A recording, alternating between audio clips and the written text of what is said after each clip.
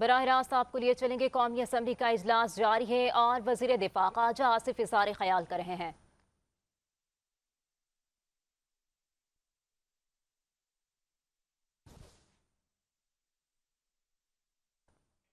तो उनको इन्फोर्स कर दिया जाए और जिस स्पिरिट के अंदर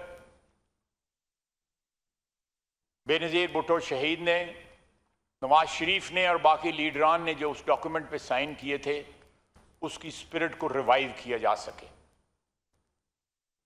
और एक जो कंसेंसस डॉक्यूमेंट जो है 2006 में जो 6 होता, वो उसको एक आप मशले राह के तौर पे उसमें इस्तेमाल हमने किया है इस सारे ड्राफ्ट के अंदर।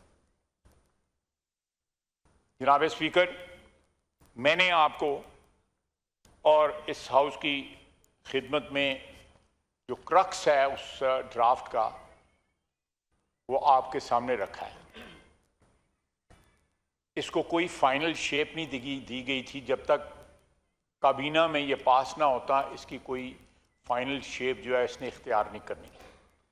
हम चाहते थे कि मैक्सिमम, और अब भी चाहते हैं कि एक मैक्सिमम कंसेंसस इसके ऊपर इस हाउस का डेवलप हो, और ये प्रोसेस जो है जारी और सारी रहेगा। और ये तमाम जो सजेशंस मैंने आपकी खिदमत में पेश की हैं, जो उस ड्राफ्ट में मौजूद हैं, मेरा नहीं ख्याल कि कोई ज़ई शऊर शख्स जो है या कोई और अदारा जो है इस मुल्क का इन चीज़ों से जो मैंने आपकी खिदमत में पेश की हैं कोई इख्तलाफ रखता हो। और ये इंशाअल्लाह ताला हमारी कोशिश होगी, हमारा मकसद है, हमारा नस्बुल ऐन है कि हम आइन को उस शेप में वापस लेके आएंगे जो COD के साथ जो है बिल्कुल मुताबिकत रखता हो, और इस हाउस के कलेक्टिव जो उसका एक विजडम है उससे मुताबिकत रखता हो।